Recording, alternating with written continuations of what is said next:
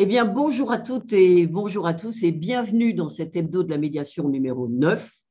On est parti pour une heure d'émission. Alors, vous connaissez déjà les règles d'usage qui permettent une réunion plus agréable, de couper vos micros et puis d'allumer vos webcams.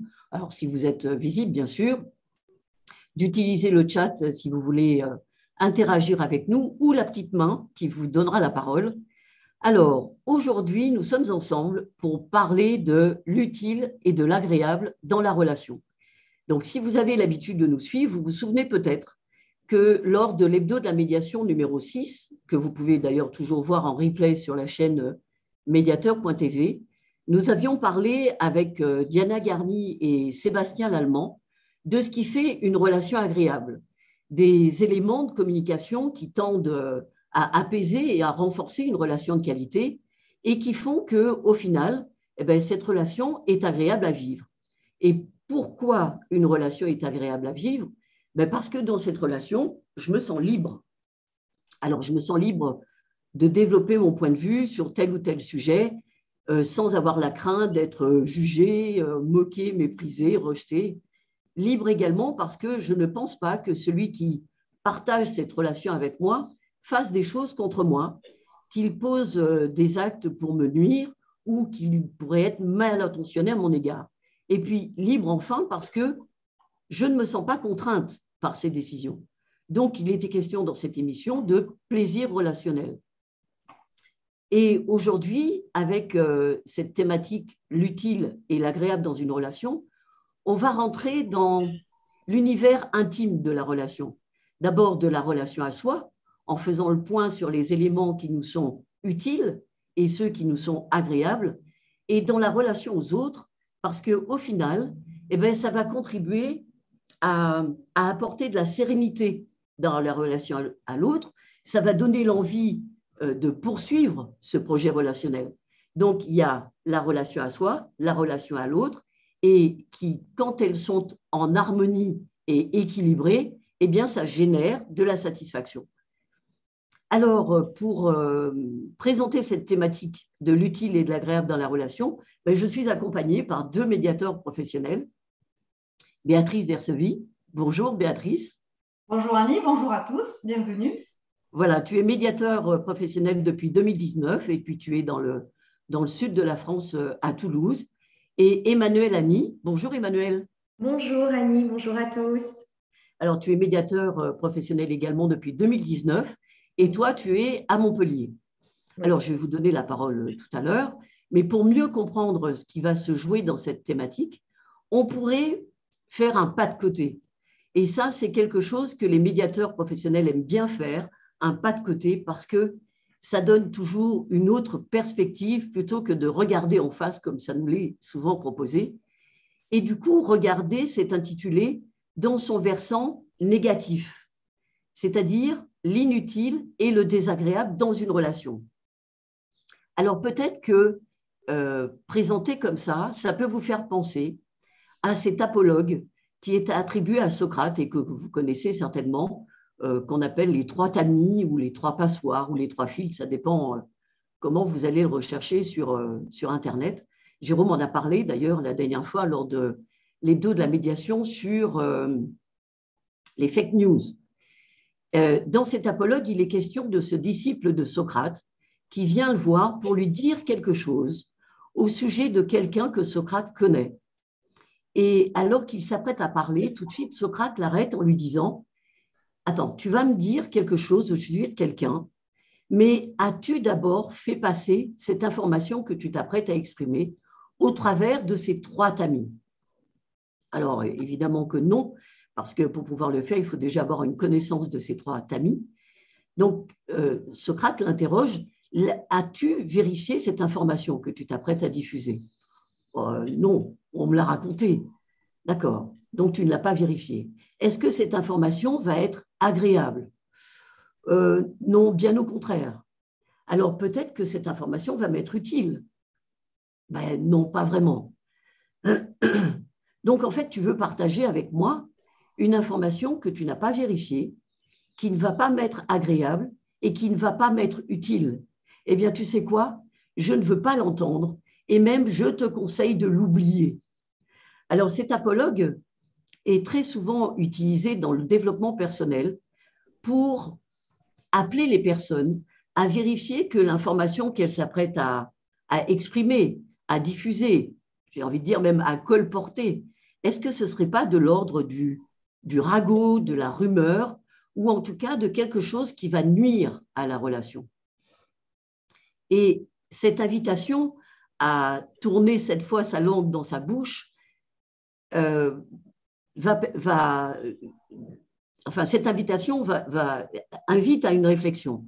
Est-ce que je vais mettre de l'inutile et du désagréable dans la relation, ou est-ce que cette information va contribuer à entretenir une relation de qualité? Donc aujourd'hui, ça va peut-être vous surprendre, mais on va parler des techniques qui ne marchent pas et qui, quand elles ne marchent pas, vont mettre de l'inutile et du désagréable dans la relation. Mais évidemment, on ne va pas faire que ça parce qu'on n'est pas comme ça. On va vous parler également de ce que les personnes peuvent mettre en place en toute connaissance, je dirais en toute conscience, comme communication qui va apporter de l'utile dans la relation et générer des ressentis agréables chez les personnes. Donc ça va être dans un second temps. Mais avant, pour pouvoir traiter cette thématique avec toute la rigueur nécessaire, il faudrait d'abord qu'on soit d'accord sur la définition de ce qu'est une relation. Parce que vous qui êtes médiateur en cours ou déjà certifié, vous le savez, il y a deux définitions qui se juxtaposent. Il y a la définition de la relation selon le contrat social et la définition de la relation selon le paradigme de l'entente sociale. Béatrice, c'est toi qui vas intervenir sur ce sujet, je vais te laisser la parole. Et puis tout à l'heure, quand ce point de définition va être posé, nous allons rentrer dans de la technique pour comprendre en fait comment ça se bâtit tout ça. Et vous verrez que vous ne serez pas surpris d'ailleurs, c'est quelque chose qui ne s'improvise pas, c'est quelque chose qui se construit, qui s'apprend. Béatrice, je te laisse la parole. Merci Annie. Oui, alors, pour définir la relation, je ne vais pas refaire tout l'historique du contrat social parce que ce n'est pas le sujet. Et puis par ailleurs, il y a beaucoup de vidéos sur mediator.tv qui en parlent. Donc, vous aurez l'opportunité de pouvoir aller les visionner. Mais ce que nous pouvons retenir pour poser le sujet, c'est qu'avec l'apport de l'ingénierie relationnelle, nous savons qu'une relation démarre sur une entente. C'est-à-dire qu'une relation ne va pouvoir s'établir et s'entretenir que si l'entente existe entre les parties de la relation.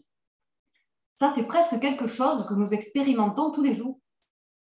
C'est même quelque chose que nous expérimentons tous les jours. Donc, autant dire que s'il y a contrat, il ne sera que la conséquence d'une entente préalable. Mais le contrat social a imposé un autre regard sur l'autre et la relation. L'autre est potentiellement un adversaire. Il peut être un risque relationnel. Et pour s'en protéger, il y a le droit avec les lois et les obligations. Selon le contrat social, ce qui fonde la relation, c'est le contrat. Il juridicise la relation avec la possibilité de la judiciariser en cas de différend. C'est-à-dire qu'en cas de conflit, le contrat social n'a pas prévu la possibilité de l'entente interpersonnelle. Par conséquent, pour résoudre le différend, il faut donc passer par le tribunal. Je vous propose maintenant de décrire les éléments constitutifs d'une relation.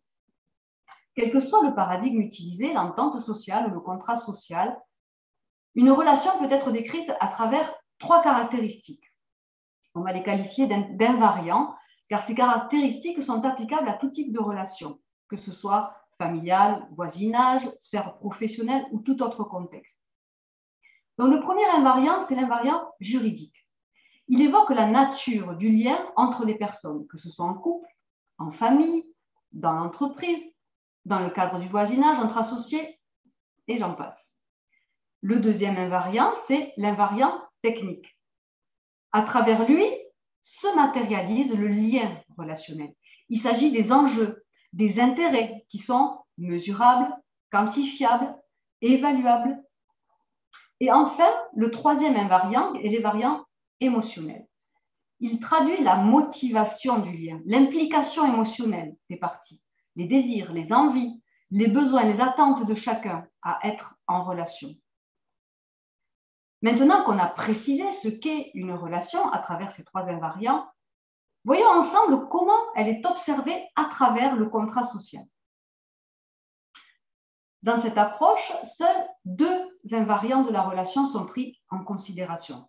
Il s'agit des invariants techniques et juridiques. C'est en traitant ces deux aspects que les avocats et les experts vont intervenir en cas de différend. Les aspects émotionnels, eux, vont rester à la charge du client parce que ces deux experts de droit ne savent pas quoi en faire, ni comment faire pour aider leurs clients à sortir de cette dynamique émotionnelle désagréable et contraignante. Tandis que dans le cadre du paradigme de l'entente, c'est l'invariant émotionnel qui est priorisé. Une fois que l'émotion est exprimée de manière factuelle et rationnelle par chacune des parties de la relation, une nouvelle entente peut alors s'établir. Dans cette nouvelle entente, les parties vont trouver des solutions aux enjeux et intérêts du différend. Alors, réfléchi, évalué, choisi par chaque partie, par les parties elles-mêmes, ces solutions deviennent alors pérennes. Maintenant, si vous le voulez bien, je vous propose de prendre un exemple pour utiliser cette approche conceptuelle. Donc, on va prendre le cas d'une relation entre un père et son fils de 21 ans. Donc, le fils est invité à une soirée d'anniversaire chez des copains. Il a le permis de conduire, mais pas encore de voiture. Donc, son père lui prête la sienne occasionnellement. Pour se rendre à sa soirée, le fils a envie d'utiliser la voiture de son père. Il lui demande donc l'autorisation de la lui emprunter. À travers cet exemple, on peut constater que pour qu'il y ait relation, il doit y avoir un engagement dans la relation. Et dans ce cas, dans le cas présent, l'engagement du fils envers son père, c'est de satisfaire son besoin d'utiliser sa voiture. Alors, on peut peut-être s'attarder et identifier ensemble quels sont les invariants dans cette relation précise. On dira que l'invariant juridique, c'est le lien parental entre le père et le fils. L'invariant technique, c'est l'ensemble des règles d'utilisation, de partage de la voiture. Et enfin, l'invariant émotionnel, c'est l'envie, le besoin du fils d'utiliser la voiture. Annie, tu disais tout à l'heure qu'il y a deux définitions de la relation qui se juxtaposent. Eh bien, pour les résumer, on pourrait dire que selon le contrat social, c'est JTE pour juridique, technique et émotionnel. Et au regard du paradigme de l'entente sociale, il y a une inversion. C'est ETJ, émotionnel, technique et juridique. Voilà, c'est tout à fait ce que tu… Merci, Béatrice, parce qu'effectivement, sur les mêmes invariants, mais il y a une inversion pour prioriser l'élément en fait, qui motive la relation, et cet élément, c'est un élément émotionnel. C'est également cet élément qui va être le déclencheur d'une dégradation relationnelle. Alors voilà, maintenant, en tout cas, nous partons avec la même définition de ce qu'est une relation dans le paradigme qui nous intéresse, le paradigme de l'entente et de l'entente sociale. Et du coup, je vais me tourner vers toi, Emmanuel, parce que lorsque je vous ai invité à participer à cette émission, toi, en fait, ce que tu as fait, c'est que tu es allé vers tes réseaux en leur posant cette question de, selon eux, qu'est-ce qui est utile et agréable dans leur relation. Alors, tu vas nous en parler parce que ça va être l'occasion aussi de faire le point sur des techniques qui sont très prisées dans le développement personnel, qui sont même d'ailleurs aussi fortement recommandées dans le management ou tout simplement dans notre vie pour être en bonne relation. Et en fait, ça va être le moment de décortiquer ces techniques. Tout à l'heure, je disais, on va parler des techniques qui ne fonctionnent pas pour voir si elles apportent de l'utile et de l'agréable ou plutôt, comme le recommande Socrate, est-ce qu'il vaudrait peut-être pas mieux les laisser de côté parce qu'elles auraient plutôt tendance à apporter de l'inutile et du désagréable dans la relation. En effet, Annie, je te remercie. Alors, nous allons le voir. Mais avant tout, c'est vrai que j'ai été curieuse de savoir comment allaient réagir mes sphères personnelles, professionnelles, surtout lorsque j'allais leur demander ce qu'ils estimaient utile et agréable dans la relation. Alors, je vais vous dire ce qu'il en est ressorti de ce petit sondage.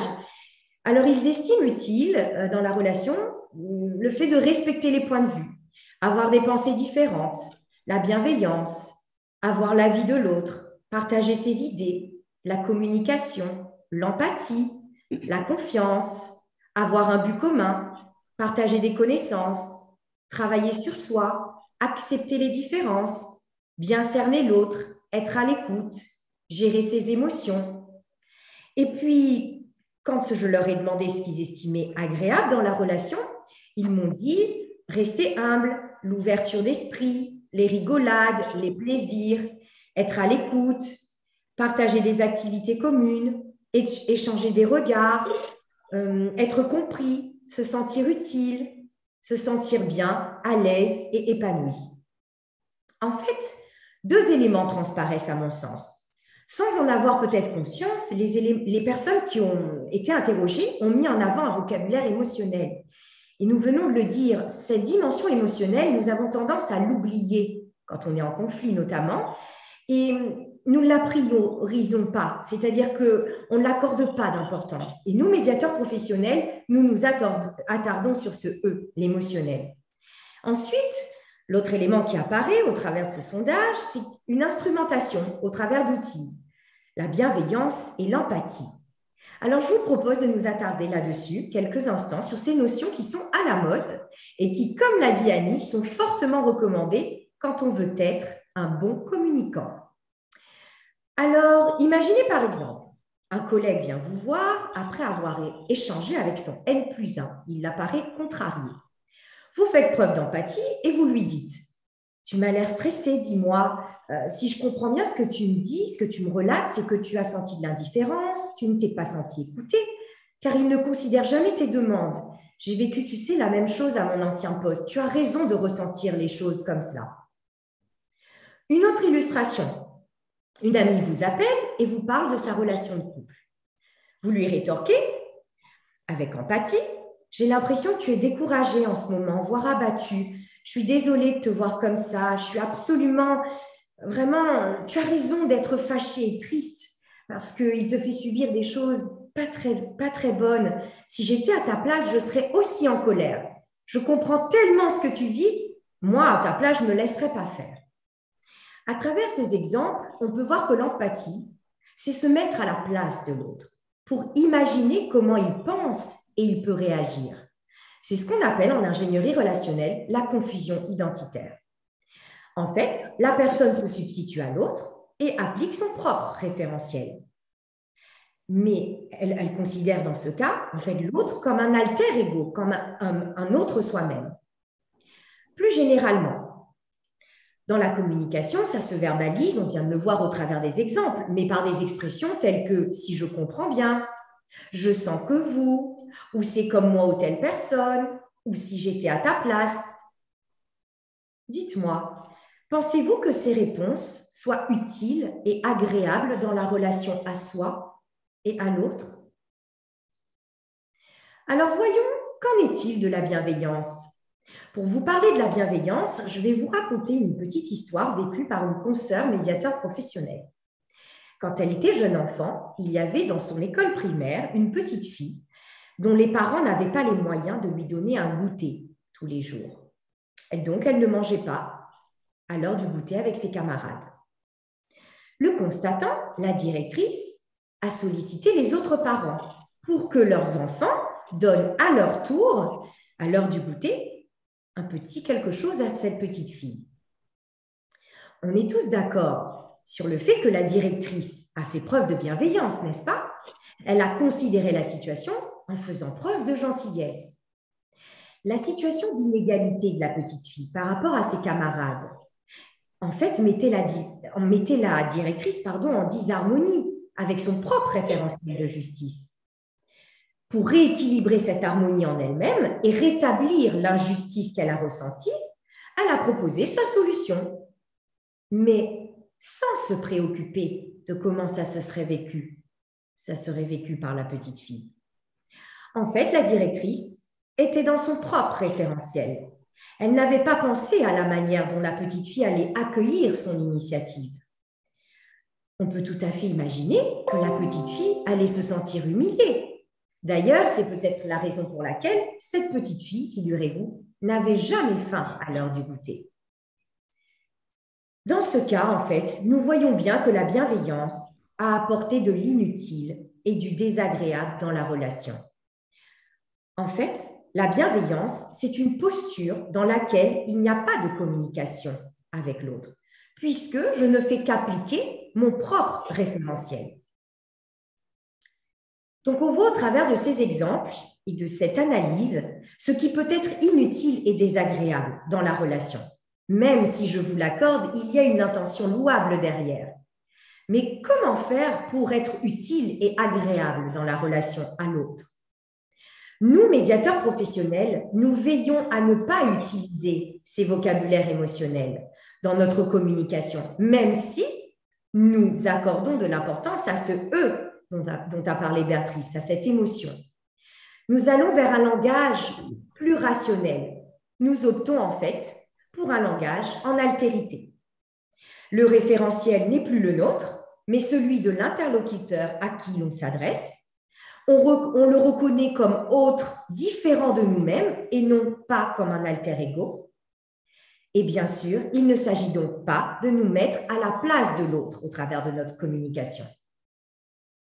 Si vous devez retenir la différence essentielle avec la communication bienveillante et empathique dont je viens de vous parler, c'est que nous, médiateurs professionnels, nous veillons à poser un acte de communication vers l'autre.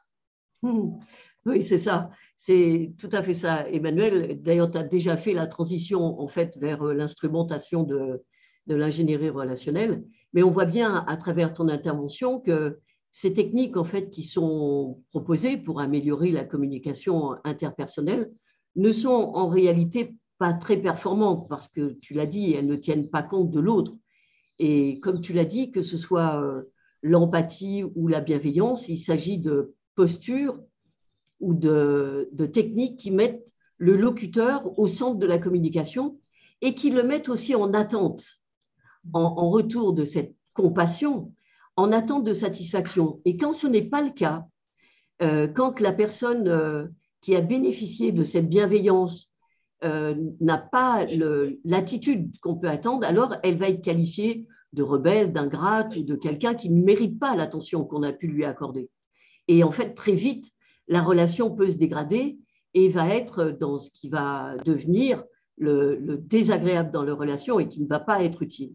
Alors, tu l'as dit, ça nous permet de passer à l'ingénierie relationnelle. Donc, on en vient à la technique maintenant avec toi, Béatrice. Et on va voir avec toi comment se bâtit un message qui va mettre de l'utile et de l'agréable dans la relation.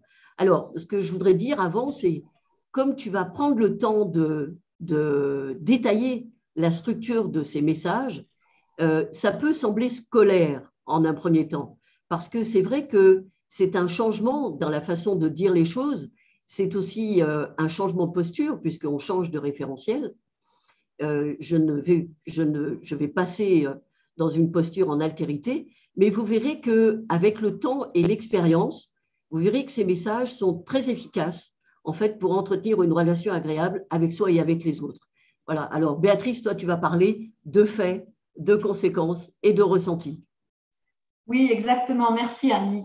Donc, voilà, effectivement, il y a une autre manière de faire vivre l'utile et l'agréable ou l'inutile et le désagréable dans une relation à travers la communication. Voyons comment nous pouvons construire un langage de reconnaissance rationnelle. Je vous propose de prendre quelques exemples justement pour illustrer cette technique qui est basée sur la formulation précise de faits, de conséquences liées directement à ces faits et de ressentis par chacune des parties. Donc, on va partir direct dans le vif du sujet. Par exemple, pour rester sur la sphère familiale, puisque j'avais pris cet exemple tout à l'heure, on va reprendre le cas du père et de son fils de 21 ans qui a besoin de la voiture de son père pour se rendre à la soirée avec ses copains.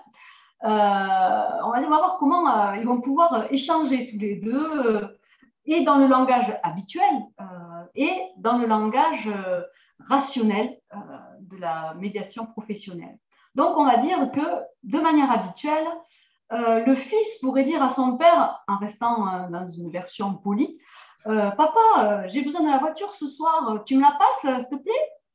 Et donc, ça, c'est la manière qu'on connaît tous, hein, si nous sommes parents ou ceux qui ne le sont pas. Quand on a été adolescent, on a forcément parlé de cette manière-là.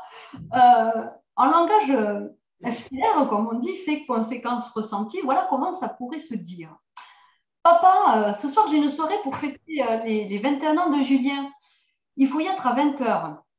Tu sais, c'est à 50 km de la maison et par sécurité, je préfère dormir sur place. Je devrais rentrer demain vers 12 h à peu près. Mon problème, c'est qu'il n'y a pas de moyens de transport public. Du coup, je dois me débrouiller avec mes propres moyens. La conséquence serait, j'aurai besoin de ta voiture à partir de 18 h ce soir jusqu'à demain, début d'après-midi. Et le ressenti, j'aimerais vraiment que tu dises oui parce que ce serait plus pratique pour moi et j'ai tellement envie d'aller à cette soirée. Donc voilà comment le fils, en langage FCR, pourrait exprimer son besoin à son père. Et maintenant, le père, comment pourrait-il répondre? Donc, on va dire que dans un premier cas, il accepte, il dit oui, pas de souci, les clés sont sur la table, mais fais gaffe quand même. Hein. Ça, c'est le langage courant, spontané qu'on peut utiliser, émotionnel. Mais aussi, comment peut-il être formulé autrement, en fait, conséquence, ressenti? Au niveau des faits, le père pourrait simplement dire « Je n'ai pas besoin de la voiture d'ici demain. Par conséquent, tu peux la prendre. » Et enfin, au niveau du ressenti, « Ça me rassure que tu restes dormir sur place et je suis content de te faire plaisir. » Et enfin, le fils pourrait exprimer la reconnaissance à son père de ce qui lui est utile et agréable dans sa réponse favorable. Au niveau des faits, il pourrait dire oh, « C'est génial que tu puisses me prêter la voiture. Ça me facilite vraiment le déplacement. » Ça, c'est la conséquence. Et au niveau du ressenti, « Je suis super contente. Cet anniversaire compte beaucoup pour moi. Ça me fait tellement plaisir d'être avec mes potes ce soir. Je te remercie, papa. » Donc, à travers ces exemples de formulation, on voit que l'utile s'exprime à travers la conséquence. C'est-à-dire, c'est ce que ça me permet de faire concrètement. On voit bien que si le père prête ou ne prête pas la voiture, ça n'a pas du tout la même conséquence pour le fils. En ce qui concerne l'agréable, lui, il s'exprime à travers le ressenti, ce que j'aime, ce qui me plaît, ou inversement. Le fils n'est pas content quand c'est non, et au contraire, il est très content quand c'est oui. Et enfin, la qualité de l'énoncé des faits, de manière vérifiable, mesurable et quantifiable, va permettre à l'interlocuteur de voir et de comprendre la situation telle qu'elle est. Je vous propose maintenant, si vous le voulez bien, de faire le même exercice, mais sur un cas de la sphère professionnelle. Prenons l'exemple d'un directeur de PME qui a besoin de l'intervention de son assistante pour finaliser la présentation des résultats du semestre de l'entreprise à toute l'équipe managériale. Elle doit préparer un support PowerPoint pour illustrer le discours du directeur. Bon, il faut préciser que les résultats ne sont pas à l'attendu du prévisionnel. Donc, le directeur doit mobiliser toutes ses équipes pour voir ce qu'il faut mettre en œuvre pour rattraper les résultats sur le second semestre. Donc, il demande à sa secrétaire de terminer ce travail de présentation pour la veille de l'événement. Comme ça, il se donne le temps de bien préparer l'animation de la réunion du lendemain. Il faut aussi préciser que depuis plusieurs mois, l'ambiance est tendue dans l'entreprise. La secrétaire est surchargée par des tâches qui lui sont confiées au dernier moment. Tout est urgent. Alors, voyons comment peuvent se dérouler les échanges dans ce contexte. Premier scénario, la secrétaire ne finalise pas la présentation pour le jour demandé et donc le directeur doit faire ce travail lui-même pour préparer sa réunion. En langage habituel, le directeur pourrait dire « C'est inadmissible de ne pas m'avoir prévenu, vous ne respectez pas mon travail, je suis obligé de le faire à votre place et pendant ce temps, mes autres tâches sont en suspens. » S'il ne veut pas développer, il pourrait s'arrêter à la première phrase. « C'est inadmissible de ne pas m'avoir prévenu et s'enfermer dans son bureau en bougonnant. Ça pourrait être un autre moyen très habituel aussi de formuler sa réaction. Mais si le directeur connaît la technique en FCR, il va pouvoir exprimer autrement. Il pourra dire: malgré la charge de travail, vous vous étiez engagé à terminer aujourd'hui la présentation de la réunion. Ah, merde! Et vous n'avez pas respecté votre engagement. En conséquence, il dira: je dois le faire à votre place parce qu'il n'y a personne qui peut le faire dans la matinée et je dois laisser de côté d'autres tâches de préparation importantes. Et en ressenti, il pourra dire: je suis très déçu que vous ne m'ayez pas prévenu avant et je ne me sens pas soutenu. Autre scénario, la secrétaire lui rend le travail dans le délai imparti. Dans ce cas, le langage habituel pourrait être: je vous remercie, c'est gentil de votre part, vous savez vous mettre à ma place et j'ai le temps de bien préparer la réunion. Ou, en plus simplifié, il pourrait dire: merci, en considérant que c'est normal. Toutes les possibilités sont là. Mais en langage FCR, il pourrait le formuler autrement également et ce serait très valorisant dans la relation pour aller dans le sens de l'entente. Au niveau des faits, il pourrait dire: vous avez terminé la présentation dans le délai que je vous ai demandé, malgré toute la charge de travail que vous devez assumer ces derniers temps. En plus, vous avez respecté toutes les exigences que je vous ai formulées. En conséquence, il pourra dire: je n'ai aucune retouche à refaire sur ce travail qui correspond à mes attentes et j'ai le temps de bien préparer cette réunion à gros enjeux.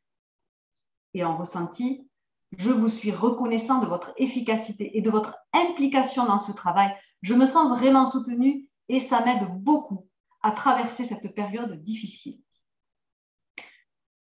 Donc, nous venons de voir comment il est possible, évidemment il y a plein d'autres possibilités, d'échanger en langage FCR, cette technique pratiquée par les médiateurs professionnels. Il apparaît évident que lorsque le message exprimé est suffisamment enrichi en éléments concrets ou vérifiables sur les faits, les conséquences et les ressentis personnels, il ne laisse pas beaucoup de place à l'interprétation. On voit bien que ce mode de communication permet au récepteur d'avoir le maximum d'éléments pour comprendre la situation, qu'elle soit agréable à vivre ou non d'ailleurs. En pratiquant ce langage rationnel et cette posture d'altérité, on se donne le maximum de chances pour que le message soit reçu de manière complète. Bien évidemment, l'interlocuteur est libre de sa réaction et d'y mettre une interprétation personnelle, car il est toujours légitime dans son référentiel de pensée. Donc, après ces illustrations, vous pouvez peut-être vous rendre compte que savoir exprimer à l'autre de manière rationnelle en quoi il est utile et agréable pour soi, ou même l'inverse, c'est un outil de reconnaissance très puissant qui nourrit l'entente dans la relation. Voilà Annie, j'ai terminé l'exposé technique en espérant qu'il sera utile et agréable à nos interlocuteurs, à nos auditeurs même. C'est clair. Merci Béatrice et puis merci Emmanuel. Alors, c'est vrai que comme nous n'apprenons pas ces techniques à l'école ou même un petit peu plus tard, elles arrivent souvent à un moment de nos vies où nous avons déjà des habitudes de communication. C'est-à-dire que lorsque quelqu'un fait ou dit quelque chose qui ne nous plaît pas ou qui nous contraint, nous avons l'habitude, faute de savoir faire autrement, de tomber dans l'adversité et puis rapidement d'avoir des jugements négatifs sur cette personne, de penser qu'elle fait des choses pour nous nuire ou on peut avoir envie de la contraindre. Et finalement, on va voir cette relation se dégrader, voire même devenir conflictuelle, sans même avoir conscience que je peux contribuer par mes propos, mes attitudes et mes comportements à cette dégradation relationnelle.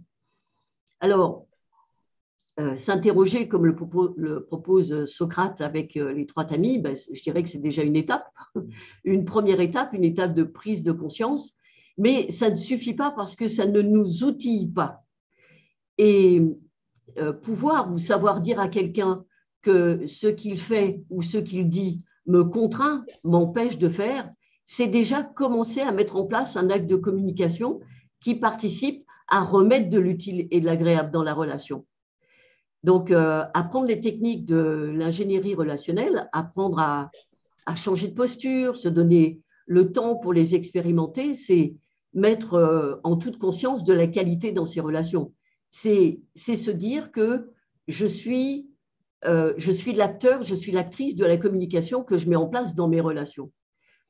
Et dans cette thématique d'aujourd'hui, l'utilisation de la reconnaissance en FCR, c'est autant faire part à l'autre que ce qu'il dit, ce qu'il fait est contre-productif et désagréable pour moi, que ce qu'il dit ou ce qu'il fait est acteur de l'utile et de l'agréable pour moi.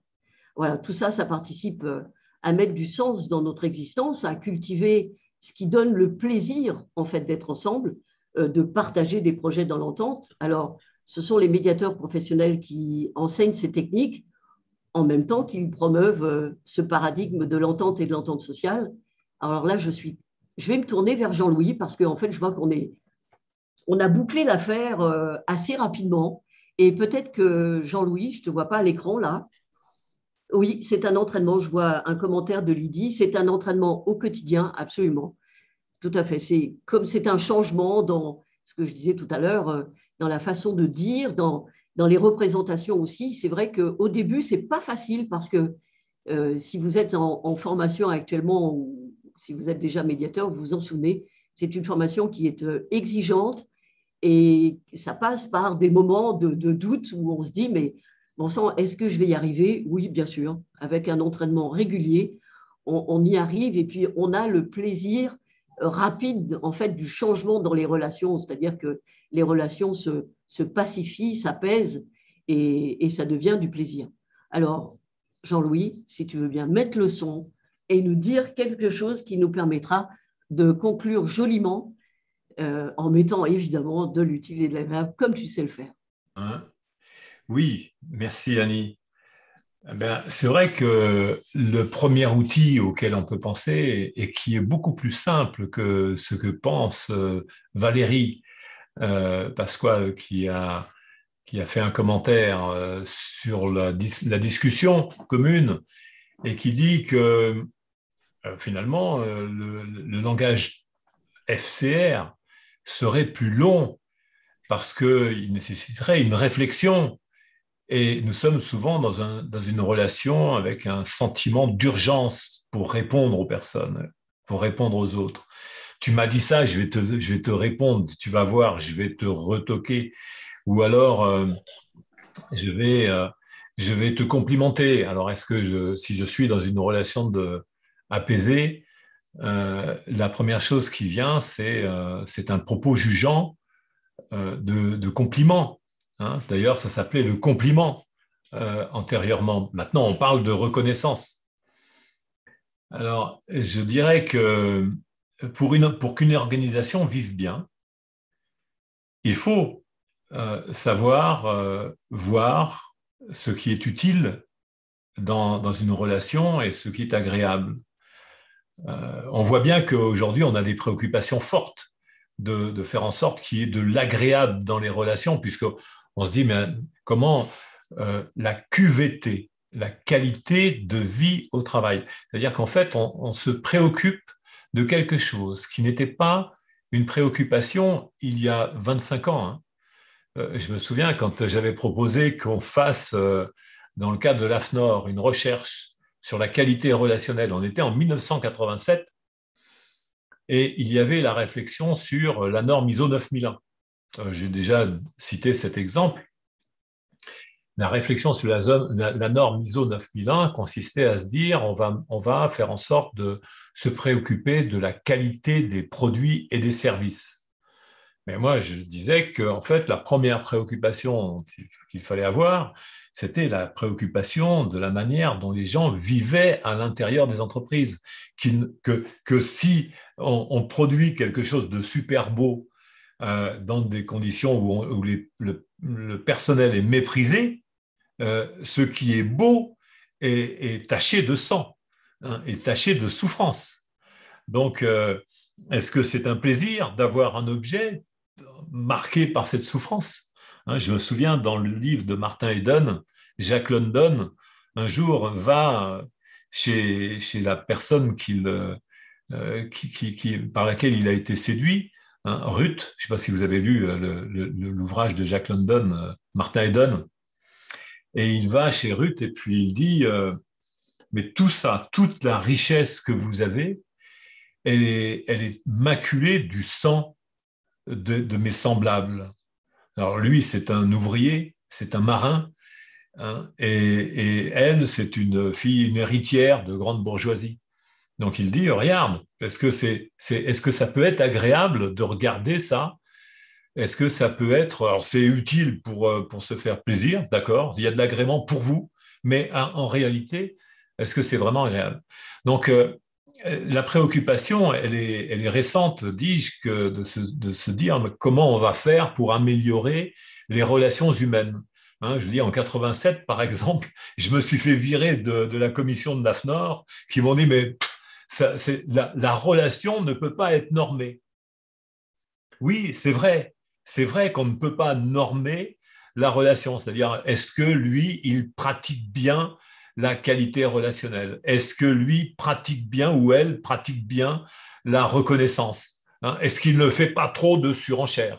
Est-ce qu'il ne fait pas trop de dénégation de l'autre?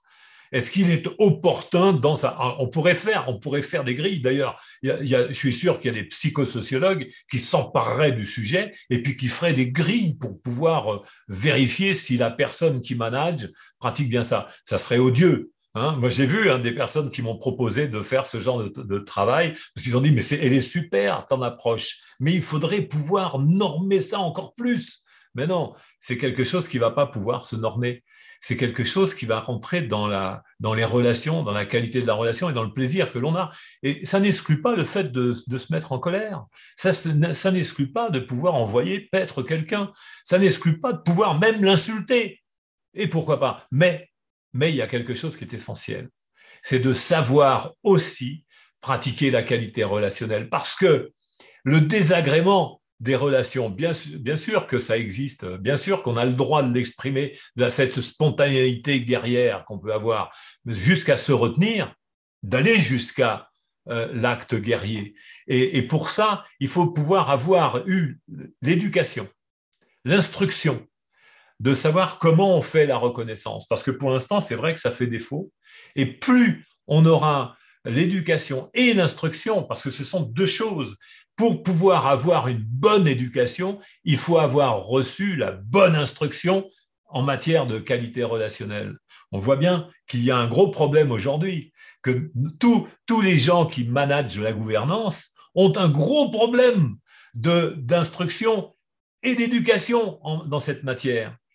Regardez combien de propos méprisants ont été tenus par les différents présidents depuis longtemps, hein, que je ne vais pas remonter à Chirac qui avait dit que ça puait dans les couloirs des HLM parce qu'il y avait des Noirs qui faisaient la cuisine. Ah, c'est quand même incroyable que le gars après puisse se dire, on puisse lui oublier ça et puis dire mais non, mais t'inquiète pas, il avait de l'humour. Ouais. Enfin, cette forme d'humour. Et puis après, un autre président qui considère que les gens sont des gens, il y a la France d'en haut et la France d'en bas. Ah non, c'était un candidat à la présidentielle, Balladur, qui avait dit ça. Donc, il y a quand même beaucoup de mépris qui sont énoncés et je suis sûr qu'ils ne se rendent pas compte de leur état parce qu'ils ont reçu une éducation de salon qui leur fait croire que la reconnaissance, c'est pareil que la considération. Regardez que quand on considère quelqu'un, je le répète souvent, on le regarde d'en haut et on le voit en bas, on le considère. La reconnaissance, c'est face à face. C'est vraiment, je te reconnais. Hein? Donc, ça vaut bien, je te vois dans la rue, je te reconnais. Déjà, tu vois rien que ça. Mais après, il y a la reconnaissance dans la relation. Et ça, c'est quand même quelque chose qui est essentiel et ça s'apprend. C'est vrai que c'est nouveau. Et quand j'ai proposé ça après dans l'évolution de cette réflexion, que j'ai plus travaillé finement sur à quoi ça pouvait ressembler, mais il y a plein d'éléments qui font l'agréable. Je ne veux pas dire que le fait de reconnaître la différence de quelqu'un tout simplement en disant ouais, par le compliment, hein, c'est pas quelque chose qui est agréable et pas quelque chose qui est utile. Alors, je voudrais dire, en plus, par rapport à ce que viennent de dire Annie, Béatrice et Emmanuel, eh bien, c'est que dans la relation, souvent, il y a de l'inutile, c'est vrai. Il y a surtout du contre-productif, c'est-à-dire quelque chose qui va nuire à la relation. Non seulement c'est inutile, mais en plus, ça a un impact terrible sur la relation, ça la détruit. Combien de personnes se disent aujourd'hui démobilisées alors qu'ils sont convaincus qu'il y aurait des choix politiques qui seraient pertinents, mais démobilisés parce qu'ils ont été insultés. Combien de personnes ont été insultées ces derniers temps? Et ça va à l'encontre d'un projet. Alors qu'on se dit, mais oui, on pourrait initier un projet, développer une initiative, être porteur d'un individualisme sain. Hein. Je ne dis pas comme l'individualisme dans la fable des abeilles, hein, qui vraiment est là l'exemple même de l'égoïsme. Mais non, d'un individualisme créatif, créateur, qui développe de bonnes idées. Eh bien, à un moment donné, il y a tout ça, tous des propos qui sont dévalorisants et qui nuisent en fait à la qualité de vie ensemble.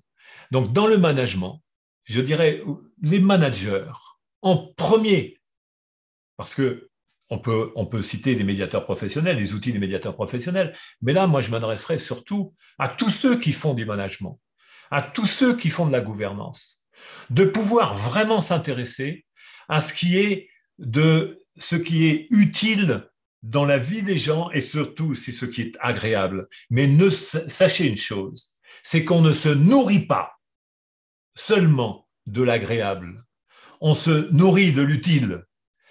Et il y a beaucoup de personnes qui se disent on va leur faire un message de reconnaissance et ça sera suffisant.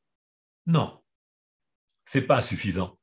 Ça ne nourrit pas son homme et ce n'est pas aussi ce qui fait qu'on a le confort et qu'on a le droit d'être ambitieux sur ce confort.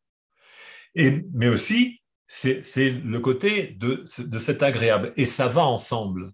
C'est-à-dire qu'on ne peut pas séparer l'utile de l'agréable. Et on ne peut pas non plus avoir un discours qui consiste à considérer qu'on en a suffisamment fait là-dessus.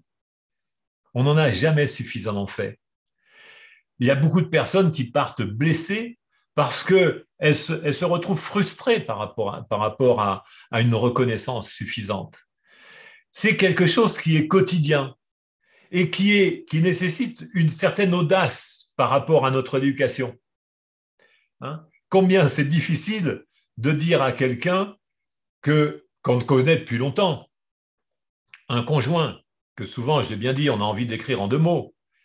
Mais pourquoi on a envie de l'écrire en 2 mots? Parce qu'à un moment donné, on a complètement oublié de faire ce qu'on faisait lorsqu'on s'aimait. Et c'est aussi ça. Alors, puisqu'Annie m'a donné la parole, je vais conclure là-dessus. Dans une relation amoureuse, j'ai vu combien il était important de pouvoir revenir sur ce qui est essentiel, savoir dire à l'autre, non pas je t'aime, parce que c'est finalement pas si difficile que ça, mais c'est savoir lui dire les petites choses qu'il fait et qui participent de notre confort. Et quand quelqu'un fait quelque chose qui nous est utile, à l'autre, ça lui est agréable de l'entendre.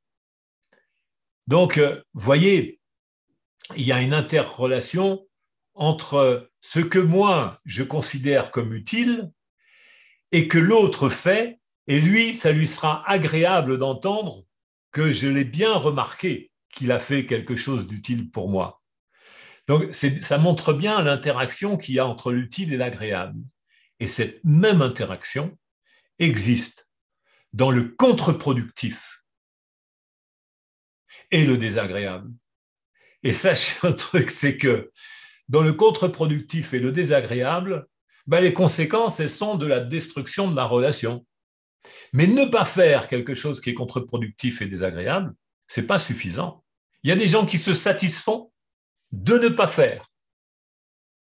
Alors, il va falloir bosser Si vous voulez être dans la vie, avoir quelque chose qui vous est porteur et agréable dans la vie, eh bien, c'est développer cette manière de communiquer avec autrui au travers de cette reconnaissance, de pouvoir dire combien ça vous est utile que les autres vous fassent des choses, et puis vous verrez que eux, ça leur sera agréable, et qu'en faisant ça, eh bien, finalement, les autres reproduisent également cette communication-là.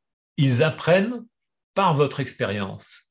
Alors, je sais qu'en tant que médiateur, on reste des humains. Et moi, quand je lis des trucs où je me sens insulté, la première des choses que j'ai envie de faire, c'est envoyer paître l'autre comme il faut. Et parfois, je le fais. Je le fais parce que ce n'est pas inutile d'envoyer paître l'autre, même si ça lui est désagréable.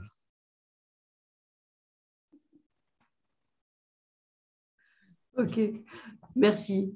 Merci Jean-Louis. Je savais bien que tu allais éclairer cette thématique avec un autre regard, un regard plus large, en tout cas. Alors, du coup, Jérôme, je me tournerai bien vers toi. Il nous reste 9 minutes. Est-ce qu'il y a de l'actualité dont qu'il faudrait faire passer ou... Alors, l'actualité, déjà, on va dire que la semaine prochaine, il y a une émission qui sera tout aussi intéressante et à propos par rapport au contexte national et international, qui sera sur la servitude volontaire. Elle sera animée par Jean-Louis. Que de la gourmandise. Que de la gourmandise. Mais vraiment, là, si vous avez des amis qui veulent s'intéresser à la chose, venez parce que vous allez voir. Il y en a qui vont en prendre quelque chose. Alors justement, d'ici là, moi, je vous invite à lire ou à relire le discours de la servitude volontaire, appelé aussi le Contre-un, qui a été écrit par Étienne de la Boétie. Je vous rappelle qu'il l'a écrit, il avait 16 ou 18 ans. On n'est pas sûr, mais c'était quand même à 16 ou 18 ans qu'il l'a écrit. Peut-être un peu plus, peut-être un peu plus. Il ne faut pas s'aventurer parce qu'on ne sait pas vraiment, on n'est pas capable de le dater, mais tu fais bien de dire ça. C'était un travail d'adolescent, en fait. Et c'était en 1576. Ouais. C'est intéressant aussi de le relire et de le remettre aujourd'hui dans le contexte d'aujourd'hui, voir comment il peut être transposé, utilisé. Et je parie que tu vas nous en faire une bonne présentation. Concernant je ne vais pas en parler beaucoup. Je vais surtout parler de ce qui se passe aujourd'hui, de la relation avec cette idée du contre-un. Parce que vous entendez, c'était un jeu de mots. Ça s'écrivait contre, apostrophe, contre, avec sans E, contre un.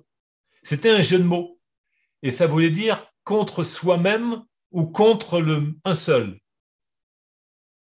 C'est contre un seul, contre un. Et c'était soi. Donc, je vous parlerai de ça et vous verrez que vous allez pouvoir peut-être inviter des personnes qui sont dans les postures de management, de gouvernance, etc. Ils vont savoir. Mais invitez aussi, vous savez, tous ces gens qui sont un peu serviles, qui sont un peu...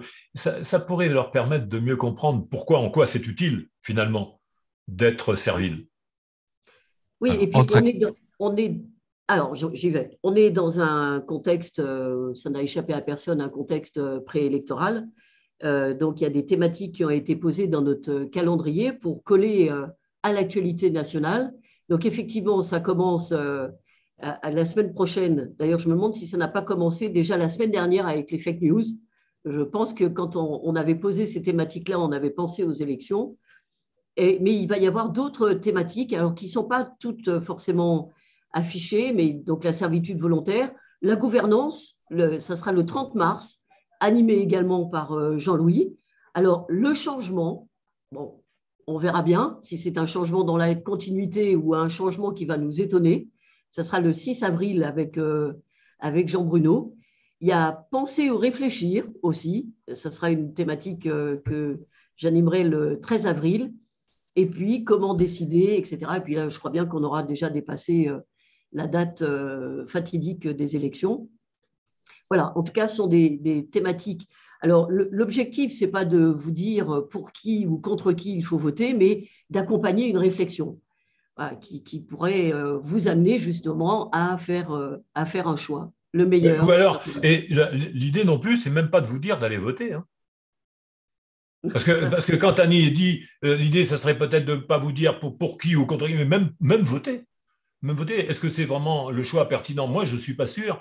Donc, quoique j'ai voté, hein, parfois, bien sûr, mais en prenant un marteau, je me suis également tapé sur les doigts. Alors, il y a peut-être d'autres éléments d'actualité rapidement qui vont intéresser des médiateurs, mais sachez aussi, si vous n'êtes pas médiateur, que ce matin se tenait le conseil d'administration du syndicat des médiateurs professionnels, la CPMN, avec des décisions prises sur la visibilité et l'orientation que la Chambre donne à cette profession de médiateur. Et puis, en actualité annexe, mais qui quand même est importante, je vous apprends que le MEDEF, par exemple, a signé une convention avec la Société Médiation Professionnelle pour couvrir l'intégralité des entreprises qui font partie du MEDEF, puisque c'est une obligation pour toutes les entreprises qui vendent des biens ou des services à des particuliers. C'est les actualités que l'on pouvait citer. On en arrive presque à 13h30. Magnifique, bravo.